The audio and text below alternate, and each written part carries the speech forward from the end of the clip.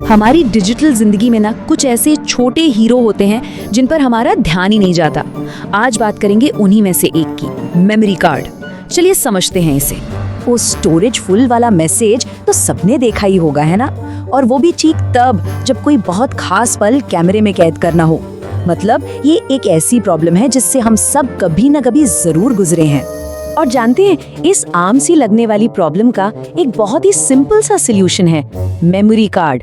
हमारी डिजिटल दुनिया का कह सकते हैं एक गुमनाम हीरो। तो आखिर ये मेमोरी कार्ड है क्या चीज? देखिए, ये एक छोटा सा पोर्टेबल स्टोरेज डिवाइस है। इसका काम है हमारे कैमरा, फोन, गेम कंसोल, इन सब में डेटा, फोटो, वीडियो को स्टोर करना। और इसकी सबसे खास बात जानते हैं क्या है? ये बिजली बंद होने पर भी सारा डेटा सेफ रखता है। लेकिन सवाल ये है कि ये छोटा सा कार्ड इतना जरूरी क्यों है? चलिए देखते हैं कि इसके फायदे क्या क्या हैं। अरे ये कार्ड्स बहुत काम के हैं। सोचिए, एक झटके में आपके डिवाइस की स्टोरेज बढ़ जाती है। फाइल्स को एक डिवाइस से दूसरे में ले जाना कितना आसान हो जाता है। और हाँ, ये हमारे ज़रूरी डेटा का एक फिजिकल बैकअप भी तो है। वर्सेटैलिटी की बात करें तो ये कैमरा, फोन, ड्रोन सब में काम आते हैं। और सबसे बड़ी बात, डिवाइस की इंटरनल स्टोरेज अपग्रेड कराने से तो ये कहीं ज़्यादा सस्ते पड़ते हैं। तो सवाल ये उठता है कि आखिर ये छोटा सा कार्ड इतना सारा डेटा रखता कैसे है? भाई, इसके पीछे एक जादू है, एक खास टेक्नोलॉजी जिसे कहते हैं फ्लैश मेमोरी। चलिए इसको एकदम सिंपल शब्दों में समझते हैं। देखिए, पूरा प्रोसेस ना 3 आसान स्टेप्स में काम करता है। सबसे पहले इलेक्ट्रिक चार्ज का इस्तेमाल करके डेटा को मेमोरी सेल्स में आप कह सकते हैं लिख दिया जाता है। फिर ये मेमोरी नॉन वॉलेटाइल होती है। इसका मतलब पावर बंद भी हो जाए तो भी डेटा कहीं नहीं जाता, एकदम सेफ रहता है। और आखिर में इन्हीं चार्जेस को मिटाकर फिर से लिखा जा सकता है, जिससे नए डेटा के लिए जगह बन जाती है।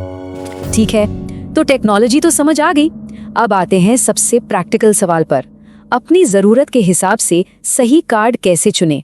बाजार में तो कई तरह के कार्ड्स हैं, लेकिन जो सबसे कॉमन है वो है SD कार्ड्स, यानी सिक्योर डिजिटल कार्ड्स।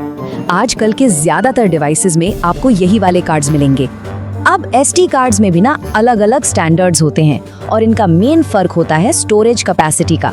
जैसे पुराने SD कार्ड्स 2 GB तक के होते थे, फिर आए SDHC जो 32 GB तक जाते हैं, उसके बाद आए SDXC जो 2 TB तक डेटा स्टोर कर सकते हैं, और अब तो SDUC भी है जो 128 TB तक जा सकते हैं। कमाल है ना?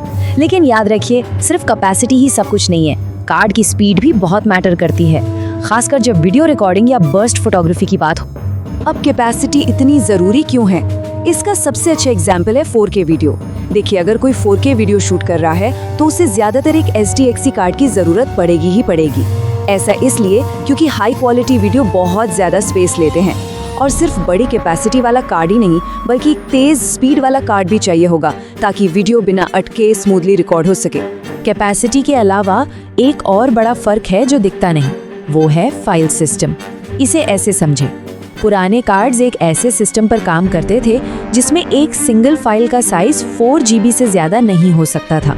सोचिए, वहीं SDXC और SDU जैसे मॉडर्न कार्ड्स एक नए सिस्टम पर चलते हैं जो 4 GB से कई ज्यादा बड़ी फाइलों को भी आराम से हैंडल कर लेता है।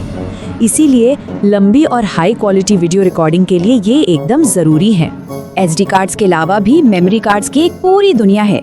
चलिए जरा कुछ दूसरे फॉर्मेट्स पर भी एक फटाफट नजर डालते हैं। ये है कॉम्पैक्ट फ्लैश या CF कार्ड। ये 1994 में आए थे और जैसा कि आप देख सकते हैं, ये SD कार्ड से ज्यादा बड़े और मजबूत होते हैं। इनकी इसी मजबूती और भरोसे की वजह से प्रोफेशनल फोटोग्राफर्स आज भी कई हाई एंड कैमरों में इन्हीं का इस्तेमाल करते हैं। और ये है सोनी का मेमोरी स्टिक। इसे 1998 में सोनी ने खास तौर पर अपने ही डिवाइसेस जैसे कैमरा, लैपटॉप और दूसरे प्रोडक्ट्स के लिए बनाया था। मतलब ये सिर्फ सोनी की इकोसिस्टम में ही काम करता था।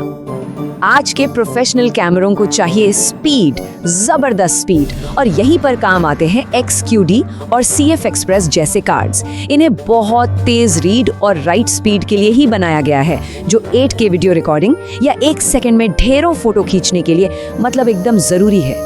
और आखिर में चलिए मिलते हैं कुछ पुराने खिलाड़ियों से, मल्टीमीडिया कार्ड और स्मार्ट मीडिया।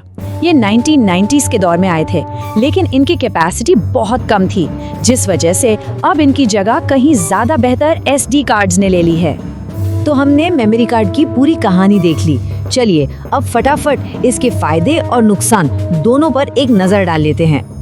तो देखिए, फायदे तो एकदम साफ हैं। ये छोटे हैं, पोर्टेबल हैं, इस्तेमाल में आसान है और एक्स्ट्रा स्टोरेज के लिए एक बहुत ही सस्ता ऑप्शन है। लेकिन हाँ, कुछ नुकसान भी हैं, जैसे ये इंटरनल स्टोरेज से थोड़े स्लो हो सकते हैं। अगर इन्हें ठीक से ना निकाला जाए तो डेटा करप्ट होने का खतरा रहता है और छोटे होने की वजह से इनके खोने या चोरी होने का भी डर बना रहता है। तो ये थी मेमोरी कार्ड की पूरी दुनिया।